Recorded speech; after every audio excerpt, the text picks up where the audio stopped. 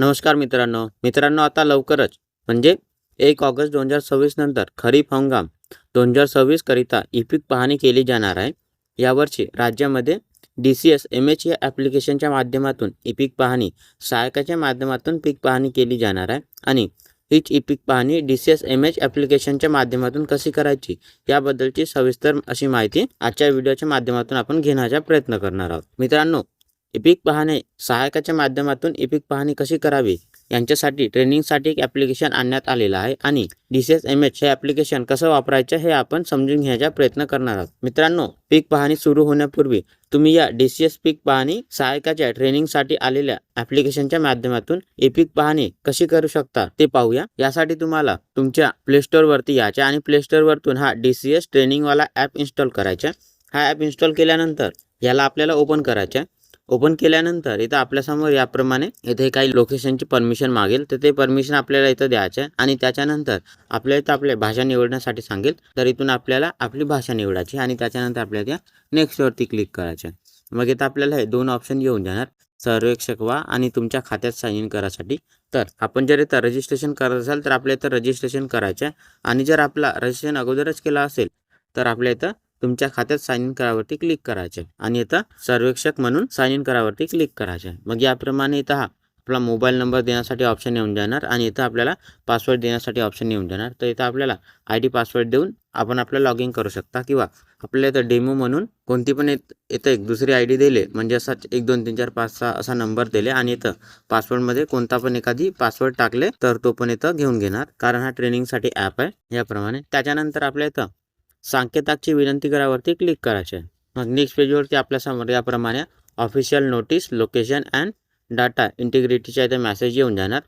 तर आपल्या इथं थोडासा खाली स्क्रोल करायचे आणि इथं आपल्याला हे काही इन्फॉर्मेशन दिलं आहे. इन्फॉर्मेशन संपूर्ण वाचून आपल्या त्या I have read and agree to the above नोटीसवरती इथे या बॉक्सवरती क्लिक करून प्रोसीडवरती क्लिक करायचे. मग आपण इथं नेक्स्ट पेजवरती येऊन जाणार आणि आपण इथं बघू शकता आपल्या इथं सर्वे पेंडिंगमध्ये 199चा हा ऑप्शन दिलेला आहे आणि इथं खाली माझ्या कार्यामध्ये इथं आपल्याला हे 200 सर्वे करासाठी दिलेले आहेत. तर आपल्या इथं क्लिक करायचे आणि आपण इथं बघू शकता वरती अपलोड प्रलंबितमध्ये 0 दाखवतं आणि इथं सर्वेक्षक प्रलंबितमध्ये 199 दाखवतं आणि अपलोड केलेले इथं 0 दाखवतं आणि पुन्हा नियुक्त केलेले इथं 1 दाखवतं.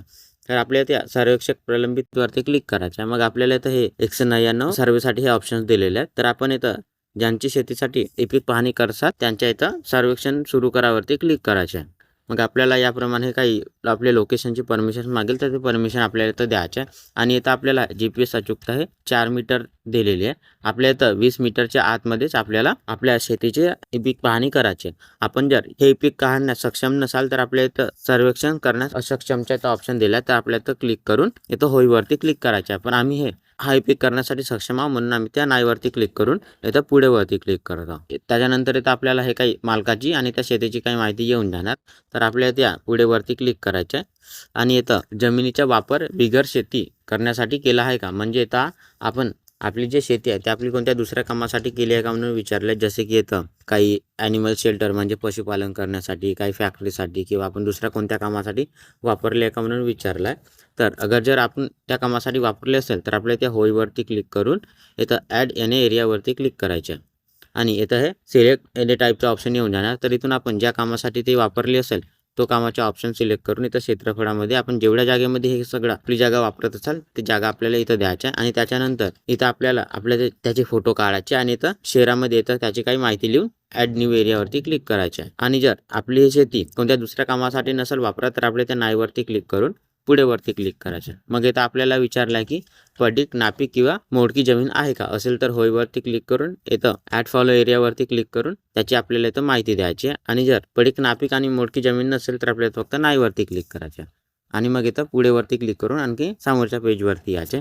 त्याच्यानंतर इथं आपल्याला विचारलं आहे की आपली शेती अगोदरच हार्वेस्टेड झाली आहे का, झाली असेल तर इथं होईवरती क्लिक करून हार्वेस्ट झालेल्या इथं पिकाची आपल्याला त्या माहिती द्यायची आणि नसेल झाली तर आपल्या त्या नाहीवरती क्लिक करायचे आणि त्याच्यानंतर पुढेवरती क्लिक करून नेक्स्ट पेजवरती यायचे. त्याच्यानंतर आपल्या इथं पेरेनियल क्रॉपबद्दल विचारलं आहे. पेरेनियल क्रॉप म्हणजे असे पीक जे बहुवर्षीय किंवा असे पीक जे 2 वर्षापेक्षा जास्त काळ जगते ते जर असतील तर आपल्याला त्या होयवरती क्लिक करून इथं ॲड क्रॉप पेनियलवरती क्लिक करून इथं आपल्याला त्याची माहिती द्यायची आहे. आणि जर आपला कोणता पेनियल क्रॉप नसेल तर आपल्याला त्या नाहीवरती क्लिक करायचे. आणि त्याच्यानंतर इथं आपल्याला हा बीचमध्ये बायनियल क्रॉपचा ऑप्शन दिला आहे. तर आपला जर कोणता बायनियल क्रॉप असेल तर बायनियल क्रॉप म्हणजे द्विवर्षीय पीक, म्हणजे ज्या पिकांचे या वनस्पतींचे जीवनचक्र पूर्ण होण्यासाठी 2 वर्ष लागतात किंवा 2 वाढीसाठी ऋतू लागतात त्यांना बायनियल पीक म्हणतात. ते बायनियल पीक. तर असे आपले जर बायनियल पीक असतील तर आपल्याला त्या होयवरती क्लिक करून इथं ॲड क्रॉप बायनियलवरती क्लिक करून आपल्या इथं त्याची संपूर्ण माहिती द्यायची आहे. आणि जर आपण कोणतं बायनियल पीक नसाल लावत तर आपल्या इथं नाहीवरती क्लिक करून इथं उजव्या साईडला हा सीजनलचा ऑप्शन दिलेला आहे. तर आपल्या त्या सीजनलवरती क्लिक करायचे आणि त्याच्यानंतर आपल्या त्या होयवरती क्लिक करायचे आहे. त्याच्यानंतर इथं आपल्याला ॲड क्रॉप सीजनलवरती क्लिक करायचे आहे. तर आपण इथं या खरीपमध्ये जो पीक लावत असाल ते त्याची आपल्या इथं माहिती द्यायची. सर्वात अगोदर इथं आपल्याला पीक नावमध्ये आपण ज्याची शेती करसाल तो ऑप्शन आपल्या इथं सिलेक्ट करायचे. तर आपल्याला खूप सारे ऑप्शन दिले आहे. अंगूर, अंजीर, खरकूट, धान, गहू, कॉटन हे सर्व ऑप्शन आपल्या इथं दिले आहेत. तर आपण ज्याची शेती करसाल तो ऑप्शन आपण सिलेक्ट करायचे. त्याच्यानंतर इथं पीक वानमध्ये आपली हायब्रिड आहे किंवा लोकल आहे तो ऑप्शन आपल्या इथून सिलेक्ट करायचे. आणि इथं आपल्याला पेरणीची तारीखमध्ये आपण ज्या तारखेला आपली पेरणी केली असेल ते तारीख आपल्या इथून सिलेक्ट करायचे. आणि त्याच्यानंतर इथं क्रॉप पॅटर्नमध्ये आपला सिंगल आहे, इंटर आहे किंवा मिक्स आहे तर तो ऑप्शन आपल्या इथून सिलेक्ट करायचा आहे. त्याच्यानंतर इथं क्षेत्रफळमध्ये किती जागेमध्ये आपण हा आपला पीक लावला आहे तो आपल्याला इथं टाईप करायचा आहे. आणि त्याच्यानंतर आपल्या इथं सिंचनाचे प्रकार विचारला आहे. तर आपल्याकडे इथं 2 ऑप्शन दिले आहे, इरिगेटेड आणि नॉन इरिगेटेड. तर आपल्याकडे इथं कोणता सिंचनाचा प्रकार असेल तर आपल्या त्या इरिगेटेडवरती क्लिक करायचे. आणि तिथून आपल्या इथं सिंचन स्रोतमध्ये आपल्याकडे इथं कोणता हा पाण्याचा स्रोत आहे तो ऑप्शन आपल्या इथून सिलेक्ट करायचे. इथं आपल्याला हे खूप सारे ऑप्शन दिले आहे जसे की लेक, बोरवेल, रिव्हर किंवा कॅनल हे सगळे ऑप्शन दिले आहे. तर आपल्याकडे जो पाण्याचं साधन असेल तो ऑप्शन आपल्याला इथून सिलेक्ट करायचे.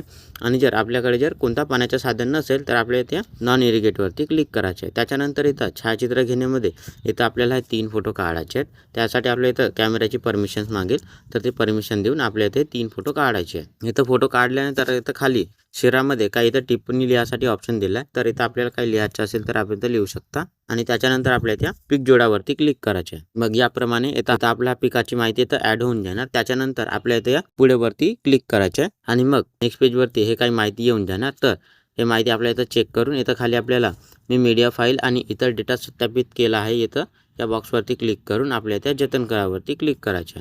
मग आपण इथं बघू शकता इथं आपल्याला 199 हा ऑप्शन दिले होते पण आता आपण एकाचा सर्वे केला त्याच्यामुळे एक ऑप्शन कमी झाला आणि इथं हा तो ऑप्शन अपलोड प्रलंबितमध्ये इथं आला आहे. तर आपल्याला इथं आता जो आपण आपला पीक पाहणी केला तो इथं आलेला आहे. तर याच्यामध्ये जर काही चुकी झाली असेल तर इथं आपल्याला सुधारणेचा ऑप्शन दिला आहे. तर आपण त्या सुधारणेवरती क्लिक करून याची जी माहिती चुकली असेल ते आपण इथं सुधारू शकता. आणि आपल्याला जर याची आणखी काही माहिती पाहायची असेल आपण भरलेल्या फॉर्मची तर आपल्या इथं पहावरती क्लिक करायचं आणि ते इथं आपली हे इथं माहिती येऊन जाणार. त्याच्यानंतर आपल्या इथं अपलोड प्रलंबितवरती क्लिक करायचं आहे आणि आपल्या इथं हा अपलोडचा ऑप्शन येऊन जाणार. तर इथं आपल्याला अपलोड करावरती क्लिक करायचं आहे. याप्रमाणे आपण भरलेला फॉर्म इथं हा अपलोडमध्ये येऊन जाणार. आपण इथं बघू शकता. आणि त्याच्यानंतर इथं आपण मागच्या पेजमध्ये आल्यानंतर आपण इथं बघू शकता इथं आपल्याला 198चा ऑप्शन दिलेला आहे. आणि आपल्या जर सर्वे करताना नेटवर्क नसेल तर इथं आपल्याला हा ऑफलाईनचा पण इथं ऑप्शन दिलेला आहे. तर आपण इथं ऑफलाईनमध्ये पण आपला तो सर्वे करून इथं जिथं नेटवर्क असेल तिथं येऊन आपला हा फॉर्म अपलोड करू शकता. अशा प्रकारे आपल्या इथं आपल्या हा ई पीक पाहणीची हे ट्रेनिंग आहे. आणि हे ट्रेनिंग आणि जे आपली ई पीक पाहणी करणं आहे हे दोनही सारखाच आहे. आपल्याला फक्त हा ट्रेनिंगसाठी ऑप्शन दिलेला आहे. तर मित्रांनो अशा प्रकारे आपण आपली ई पीक पाहणी करू शकता. मित्रांनो आपल्याला जर आमचा हा व्हिडिओ आवडला असेल तर आमच्या व्हिडिओला लाईक आणि अशाच प्रमाणे व्हिडिओ पाहण्यासाठी आमच्या चॅनलला सबस्क्राईब करायला विसरू नका.